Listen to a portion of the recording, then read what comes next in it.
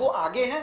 अब नतीजा किस तरीके का आएगा वो आने वाला वक्त बताएगा। लेकिन अभी जो फिलहाल जो स्थिति लग रहा है, बिहार के 4 सीटों पर जो उपचुनाव हुए हैं उसमें एनडीए और एनडीए के घटक दल उनकी बढ़त स्पष्ट नजर आ रही है। मैडम, मुझे जहां तक याद है, जिस तरीके से मैं बात कर देती हूँ अपने दर्शकों की, तो वो जो जिस तरीके से एलजीपी कर रही है जी, अब कहीं नीतीश फैक्टर नहीं दिखता।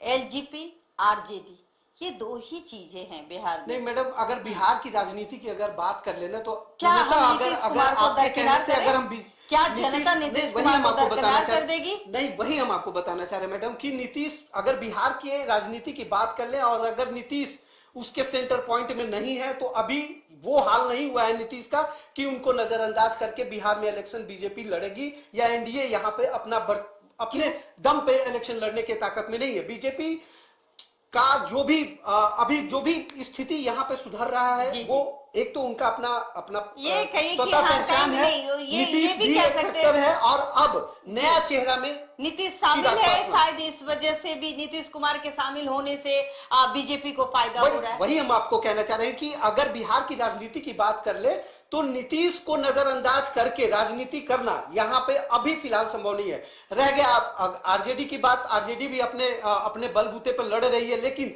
अभी जो जिस तरीके का मैंडेट हम लोग 4 उपचुनाव का देख रहे हैं बिहार में, यहाँ पे तो साफ जाहिर हो रहा है कि बीजेपी एनडीए लगातार आप हमसे लाइव में जुड़े और अपनी बातों को रखना ना भूले। जिस तरीके से उथल पुथल मच रही है, मैं आपको बताना चाहूंगी। आते हैं झारखंड की ओर, और झारखंड में इंडिया जो है इंडिया 46 पे आ चुकी है। और ये कहीं ना कहीं अब जो आंकड़ा है और इंडिया 46 एनडीए 33, ये जो आंकड़ा है क्या ये नतीजे पे बदलेगा या फिर ये आंकड़ा बढ़ते चला जाएगा या घटते चला जाएगा? मैडम, ये अब जिस तरीके का रुझान सामने है उसमें आपको बता दें इंडिया 46 पे है। अब ये नतीजा में तब्दील होना शुरू होगा, कुछ देर में ये भी सामने आने लगेगा। रश्मि प्रकाश चतरा से पीछे चले हो गए। जी, कहीं ना कहीं ये जनार्दन पासवान आगे हो चुके हैं चतरा से।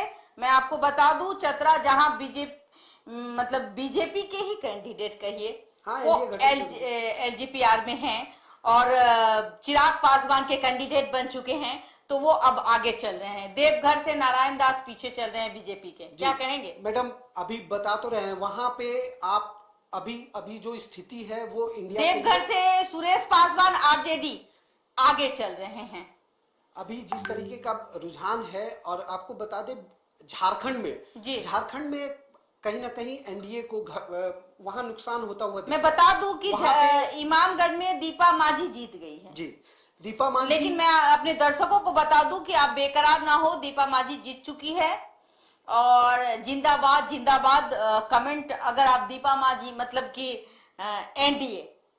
एनडीए ने जीत हासिल कर ली है और कहीं ना कहीं दीपा माझी जिस तरीके से रेंगते हुए कछुए की चाल चलते हुए अचानक से जीत हासिल कर लेती है, इसमें एनडीए का बहुत बड़ा रोल रहा। नहीं, वहां अगर कहा जाए तो टक्कर तो जिस तरीके का रुझान जिस तरीके से पहले थोड़ा सा दिल का धड़कन वही बताना चाह रहे हैं मैडम कि पहले जिस तरीके का रुझान आ रहा था उसमें कहीं ना कहीं हम लोगों को ये लग रहा था कि सीट गड़बड़ाने का स्थिति ना हो जाए, वहां पे कहीं हार का सामना न करना पड़ जाए। लेकिन बाद में जो परिस्थिति बदली, हम लोग बार बार यही बात का जिक्र कर रहे थे, रुझान और नतीजों में अंतर होता है। रुझान जिस तरीके का था, देखिए नतीजा उसके परे हो चुका है। तो जो भी रुझान है वो बदलेंगे, कहीं लड्डू बटेंगे, कहीं अंधेरे रहेंगे। सब पार्टी ऑफिस में शुरू हो चुका है। मैम आपको बता दें कि रांची में पूरे मतलब जश्न का माहौल है। इंडिया गठबंधन अभी से ही होली खेला जा रहा है, सब लोग आतिशबाजी कर रहे हैं, मिठाई खिला रहे हैं। अभी से ही होली खेलने की शुरुआत। इसी बीच आपको बता दें एक बड़ी खबर ये है कि प्रधानमंत्री नरेंद्र मोदी मुख्यालय पहुंच रहे हैं शाम में 7 बजे, वहां से लाइव आएंगे। बार बार उनको देखा गया है, इलेक्शन का नतीजा जैसे आता है वो अपने बीजेपी कार्यालय पहुंचते हैं, वहां से वो अपने कार्यकर्ता, अपने नेताओं को, सब लोगों को संबोधित करते हैं, सबको धन्यवाद करते हैं। ऐसा ही फिर से वो करने जा रहे हैं। 7 बजे दिल्ली मुख्यालय ऑफिस में मोदी जी पहुंचेंगे और अपने कार्यकर्ताओं को संबोधित करेंगे।